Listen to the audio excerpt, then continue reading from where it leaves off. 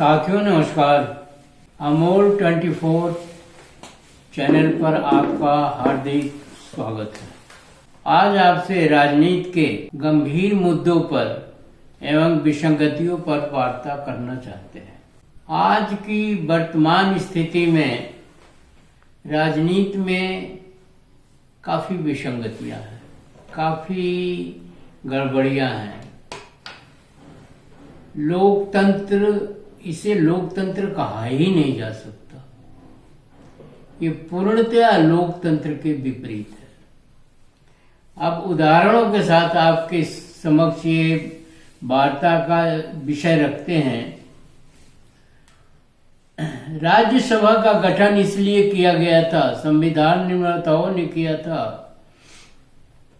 कि यदि कोई विद्वान आदमी या योग्य आदमी देश में है और राजनीति के पचड़े में वह नहीं पड़ना चाहता है, तो उसकी योग्यता का सदुपयोग करने के लिए राज्यसभा का गठन किया गया था।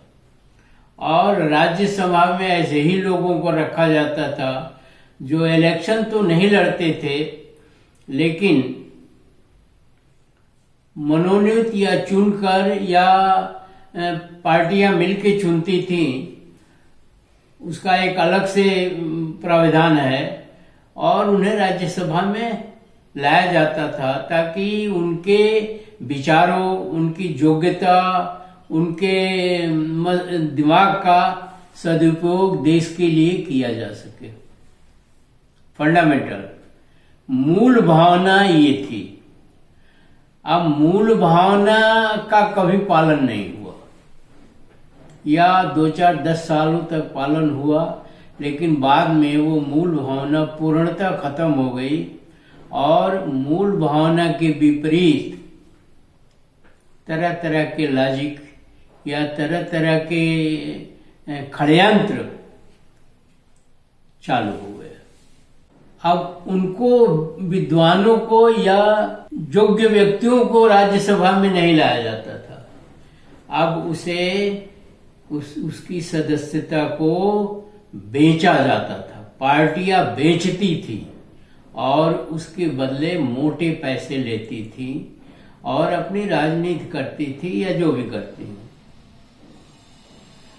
इस बात पर गौर करिए कि राज्यसभा का टिकट जो है वो पूर्णतः बेचा जाता था और योग्य का कोई उनका कोई अर्थ नहीं था या मतलब नहीं था कि योग्य है कि अयोग्य है। जैसे विजय माल्या, जो शराब का बहुत बड़ा निर्माता था और जिसकी बड़ी बड़ी फैक्ट्रियां लगती थी, उसे राज्यसभा का टिकट दिया गया और वो 11,000 करोड़ देश का लेकर के जो है भाग गया। और ये तत्कालीन वित्त मंत्री के संज्ञान में था और वो विदेश भाग गया और तब से विदेश में पड़ा है, कहीं कुछ नहीं हो रहा है। उसने अच्छा खासा कीमत राज्यसभा की सदस्यता के लिए पार्टी को दिया। पार्टी का हम नाम नहीं लेना चाहते, ये सभी पार्टियों में है, किसी में अधिक है, किसी में कम है। किसी की सोच ही बेचने खरीदने की है और किसी की सोच जो है वो एक थोड़ी शर्म करता है वो कि खुलेआम बेचना खरीदना ठीक नहीं है, लेकिन हर पार्टी जो है बेचती और खरीदती है, इसमें कोई दो राय नहीं है। कोई अधिक बेचता है, कोई कम बेचता है, कोई ज्यादा कीमत वसूलता है, कोई कम कीमत वसूलता है। कुछ पार्टियां शर्म करती हैं। ऐसी स्थिति में 11,000 करोड़ रुपए लेकर के भाग गया और राज्यसभा की सदस्यता से इस तरह से इस्तीफा दिया जैसे ये पद उसके लिए सही नहीं है या कमतर है।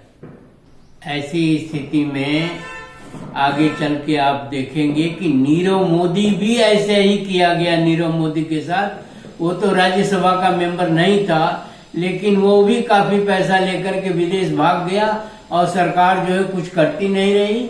और विपक्षियों का और लोगों का कहना था कि सरकार ने खुद भगाया है। तरह तरह की बातें होती ही हैं अगर ऐसा होता है तो। अब आते हैं जो राज्यसभा में बुद्धिजीवियों या क्या कहते हैं योग्य व्यक्तियों की बात हो रही है, वो राज्यसभा अब कचड़ा की तरह से हो गया है। उसमें उन्होंने राज्यसभा की सदस्यता खरीद करके राज्यसभा में बैठे हुए हैं, तो पार्टी क्या करेगी? पार्टी ने पैसा लिया है, बेचा है, तो क्या करेगी पार्टी? कुछ नहीं कर सकती। जब आपने बेचा है किसी चीज को तो वो वापस लेगा, वो जैसे ही चाहेगा वैसे उसका इस्तेमाल करेगा। इसलिए राज्यसभा की सदस्यता का प्रयोग भी उसी तरीके से होता है। लोकसभा के बारे में भी यही स्थिति है। लोकसभा की सीटें भी बेची जाती है और बेच के पैसा पार्टी फंड में या अपने फंड में चाहे जैसे भी उसका इस्तेमाल होता है, क्योंकि वो तो हिडन फंड होता है, वो तो छिपा हुआ है, उसके बारे में कोई कुछ नहीं ये आपत्ति कर सकता है। ये लोकतंत्र नहीं है, ये भाण तंत्र है। इसे और क्या कहेंगे? ये लोकतंत्र का मजाक उड़ाना है, भाड़पन है। तमाम आंकड़े आते हैं, तमाम चीजें होती हैं। इस देश में कहेंगे बुद्धिजीवियों का अभाव हो गया है। अगर ऐसा नहीं होता तो कोई भी बुद्धिजीवी अपनी बुद्धि को, योग्यता को बेचता नहीं। अब तो बुद्धि और योग्यता का देश के लिए सदुपयोग न होकर के उसकी बिक्री की जाती है और शासन सत्ता अब शासक वर्ग द्वारा खरीदे गए कृतदास चलाते हैं। अब वो क्या चलाते हैं? वो जितना पैसा उन्होंने लगाया है या उसको खरीदने में लगाया है, उतना पैसा तो उन्हें निकालना ही है, उसके डबल पैसा निकालना है, नहीं तो बिजनेस क्या हुआ? बिजनेस तो तभी होगा ना जब हमने पैसे को डबल ट्रिपल जितना चाहे उतना कर दें।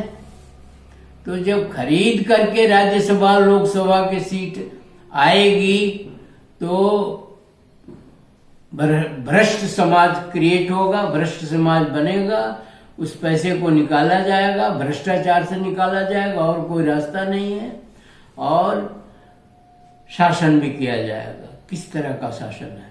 जहां बुद्धि बिकती है वहां किस तरह का शासन आप सोच सकते हैं? उसे खरीदता कौन है? इन सीटों को खरीदता कौन है? तस्कर खरीदते हैं,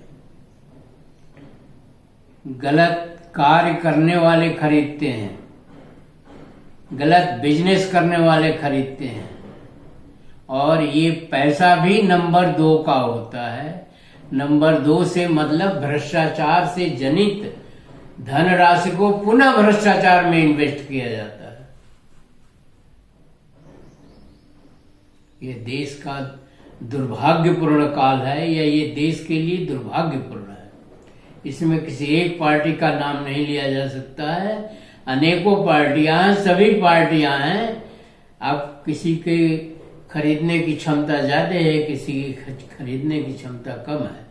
2014 के जब आजादी मिली है तो 2014 के बाद ये स्थिति और विभत्स रूप में दिखाई दे रही है, और इसमें नंगापन, छिछोरापन बिल्कुल खुल के सामने आ रहा है। उन्हें कोई लाज शर्म नहीं है, मोल भाव खुलेआम होता है और खुलेआम इसकी बिक्री हो रही है। आज स्थिति यह है कि केवल मोल भाव और खरीद बिक्री हो रही है और कुछ नहीं हो रहा। इसी से सरकारें बन रही हैं, सरकारें बिगड़ रही हैं और सरकारों का खेल जो है चल रहा है। विधायिका का हर 6ठा सदस्य दागी है। ये आंकड़े हैं इंडिया के या जिसके भी हों।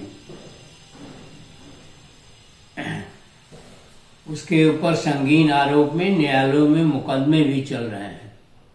उस मुकदमे का डिक्लेरेशन भी करता है, और एकाध केसे ऐसे हुए हैं जो हार जाने के बाद उसकी सदस्यता समाप्त हो जा रही है। लेकिन 98% 99% केसेज में कुछ नहीं हो रहा। वो बात ही उभर करके नहीं आ रही है तो केस कैसे होगा? वो तो कुछ अनाड़ी व्यक्ति हैं जो इस तरह के धंधे में फंस जाते हैं। तो ऐसी स्थिति है देश की राजनीति की, राज्यसभा की, लोकसभा की, मंत्रिमंडल की, तमाम चीजों की स्थिति यही है कि ये सरकारें जो हैं स्वयं भ्रष्टाचार करती हैं और करवाती हैं। जनता कहाँ जाएगी? जनता किस तरह से काम करेगी? उसके बस का तो है नहीं। और जनता जो है मूर्ख है, नासमझ है, उसके पास कुछ भी जो है अकल नहीं है जिसकी वजह से वो इस चीज में अड़ंगा डाल सके। किसी भी ये लोग लुटेरे हैं और लुटेरे लूट करके चले जाते हैं। 10 लुटेरे 2000 जनसंख्या वाले गांव को आसानी से लूट लेते हैं। तो ये तो ताकतवर लुटेरे हैं। ये तो जैसा चाहते हैं वैसा ही होता है। इन्हें देश से कुछ लेना देना नहीं है, इन्हें विदेश से कुछ लेना देना नहीं है, इन्हें पैसे से लेना देना है, इन्हें धन से लेना देना है, इन्हें गलत कार्यों से लेना देना है। और गलत कार्यों को करने के लिए ये मजबूर नहीं है, बल्कि ये शौकिया करते हैं और छाती ठोकते हैं कि हमने तो ऐसा कर दिया, देखो जो तुम्हारी मेरे सामने आओ। देश कैसे चलेगा? देश ये गुलाम होने के कगार पर जा रहा है या दिशा में जा रहा है। एक दिन ऐसा होगा कि चौराहे पर खड़े हो जाएंगे। धड़ल्ले से जो है एमएलए और एमपी की बिक्री हो रहा है, मंत्री पद की बिक्री हो रहा है, सरकारें बेची खरीदी जा रही हैं।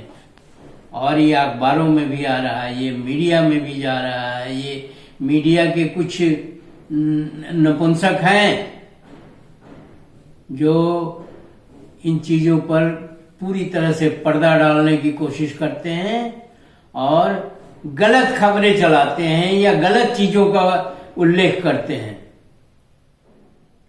तो मीडिया भी भ्रष्ट हो चुकी है। मीडिया भी 2 हिस्सों में बढ़ चुकी है। 2 हिस्सों में क्या, कई हिस्सों में बढ़ चुकी है। और मीडिया का धंधा भी पैसा ही है या भ्रष्टाचार है। मीडिया भी भ्रष्टाचार में पूरी अखंड डूबी हुई है। अब विधायिका हो गया, मीडिया हो गया, और प्रशासन तो अनादिकाल से ये धंधा करता है। कभी कुछ कम हो गया, कभी कुछ अधिक हो गया, लेकिन प्रशासन का तो काम ही यही है। प्रशासन और कुछ नहीं करता है। अपने रुतबे का, अपने पावर का रौब झाड़ता है और पैसे कमाता है। और आजकल वो भी चरम पर है। जुडिशियली में निचले स्तर पर पूरी तरह से भ्रष्टाचार है। पग पग पर भ्रष्टाचार है और कोई काम नहीं होता है। डेट पर डेट पड़ती जाती है, तारीख पर तारीख पड़ती जाती है और काम कुछ भी नहीं होता। ये आप भुक्तभोगी हैं, हमें बताने की जरूरत नहीं है आपको। ट्रायल में 10-10 साल से लोग पड़े हुए हैं। जितनी सजा उनकी 7 साल की सजा होनी है, 10 साल से तक ट्रायल भी नहीं हो रहा है। या उनके पास पैसे नहीं है तो जुर्माने नहीं भर रहे हैं और पड़े हुए हैं उसमें। तो वो तो कहते ही न्याय अंधा होता है, तो पूरी तरह से अंधा है, दोनों आंखों से अंधापन है। अब कहीं उसमें किरण मिल गई या कोई किसी की समझ में आ गया कि नहीं, इसको ऐसे नहीं ऐसे फैसला देना चाहिए, तो दे देता है, उसकी कोई मतलब नहीं है। लेकिन पूरी न्याय व्यवस्था भ्रष्टाचार में डूबी हुई है। अब इस देश का क्या होगा? ऐसा पहले भी हो चुका है। इस देश का क्या होगा? हमारी समझ से कुछ भी नहीं होगा। ऐसे ही चलते चलते एक दिन हम गर्त में चले जाएंगे। कोई इस पर ध्यान देने की बात नहीं है। न न्याय है, न मीडिया है जो आवाज उठाती है, नहीं विधायिका कोई गलत काम करती है, और इसी तरह से तमाम संस्थाएं जो है वो उसकी चपेट में आ गई हैं और बड़ी तेजी से तमाम जुमले आते हैं। वॉशिंग मशीन का जुमला आता है, कोर्ट से छूट जाने का मामला आता है, तमाम है, आपके आंख के सामने हो रहा है, रोज अखबारों में आता है और रोज आप जो है मोबाइल पर न्यूज सुनते हैं। इसकी परिणति क्या होगी? इसकी परिणति के संबंध में न जनता सोच रही है, और जो कर रहा है वो उसके तो सोचने का सवाल ही नहीं पैदा होता। वो तो मगरूर हो चुका है, या उसकी समझ में नहीं आ रहा है, या उसको इसी तरह के लोग आए। चौथी चीज, राजनीति में भी निम्न स्तर के लोग पड़े हुए हैं, ऊपर से नीचे तक तमाम निम्न स्तर के लोग पड़े हुए हैं। और आजकल तो धर्म की चाशनी में काम हो रहा है। धर्म का काम राजनीति करना है। धर्म के लोग जो है संवैधानिक पदों पर बैठे हुए हैं। ये एक विद्रूप स्थिति है, एक यह शोचनीय स्थिति है। धर्म के सहारे आप राजनीति करेंगे? धर्म अलग चीज है, राजनीति अलग चीज है। तो ऐसी स्थिति देश की है, और देश इन्हीं परिस्थितियों के अंतर्गत चल नहीं रहा है, रेंग भी नहीं रहा है, बस गतिहीन होकर के खड़ा है। कोई गतिशीलता नहीं है देश के कार्यों में। शिक्षा, स्वास्थ्य, रोजगार, नौजवान, बुजुर्ग, सारे विभाग और सारी चीजें एक तरह से ठप पड़ी हुई हैं। कोई गति नहीं है उसके अंदर। बिल्कुल निर्जीव जैसी स्थिति में देश इस समय चल रहा है। चल क्या रहा है? खड़ा है, बिल्कुल पूरी तरह से निर्जीव है। और जनता इसके बारे में कुछ भी नहीं सोच रही है। वो नारे लगा रही है, जो नारे गढ़ करके दिए जाते हैं गलत सही, उस नारे का उल्लेख कर रही है। देश कई हिस्सों में बटा हुआ है, पहले भी बटा था और आज उसमें उभार है।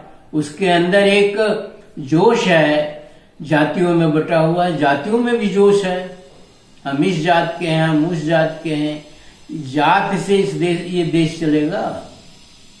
उसी तरह से बड़े बड़े लोगों के पास पैसे इकट्ठे हो रहे हैं। मुझे ये कहने में गुरेज नहीं है कि 50% पैसा इन राजनीतिज्ञों और सेठों, साहूकारों या उद्योगपतियों के पास है देश का, और 50% पैसा मठों के पास है, सन्यासियों के पास है, महंतों के पास है और मंदिरों के पास है। तो बाकी जनता क्या करेगी? बाकी जनता वही मठों में सेवा करे, मंदिरों में झाड़ू पोछा लगाए, राजनीतिज्ञों की जी हजूरी करे, नौकर की तरह से काम करे। यही रह गया है। ऐसी स्थिति में देश कब तक चलेगा? सोचिए, सोच के हमें भी बताइएगा और अपने भी समझिएगा। और अगर इसमें आमूल चूल परिवर्तन नहीं किया गया, देश की जनता को आगे आने होगा। भेड़ चाल से काम नहीं चलेगा, आगे आना होगा। और हमें कोई लीडर भी पैदा करना होगा, कोई कार्यकर्ता भी पैदा करना होगा, हमें लोगों को जोड़ना भी होगा और देश को बचाना भी होगा। अन्यथा विदेशों में भी जो है नकली विश्व गुरु घूम रहे हैं, नकली अमृत काल चल रहा है, नकली जो है सारी चीजें हो रही हैं डुप्लीकेट। तो आप अगर गिरेंगे तो 2 लात जो है अमेरिका भी मारेगा, फ्रांस भी मारेगा, हर कोई मारेगा। ये पक्का है, ये निश्चित समझ लीजिए। ये देश जो है 755 साल तक गुलाम रह चुका है। ऐसी ही स्थिति में पुष्य शुंग मित्र का रिएक्शन, प्रतिक्रिया इस देश के लिए इतनी भारी पड़ी कि लोकतंत्र तो रहा ही नहीं। ये लोकतंत्र तो आजादी के बाद से शुरू हुआ है, उसके पहले तो आप गुलामी थे। उस लोकतंत्र को भी आप अच्छी तरीके से नहीं चला रहे हैं। और अंग्रेज जब जाने लगे तो उनके अंदर एक अंदेशा था कि भारत के लोग लोकतंत्र नहीं चला पाएंगे या शासन नहीं चला पाएंगे या स्वतंत्रता के, उनका आकलन सही हो रहा है। इसी के साथ वीडियो समाप्त करते हैं। वीडियो को शेयर, लाइक और सब्सक्राइब करना न भूलिए। जय भीम, जय प्रकृति, जय भारत, जय संविधान।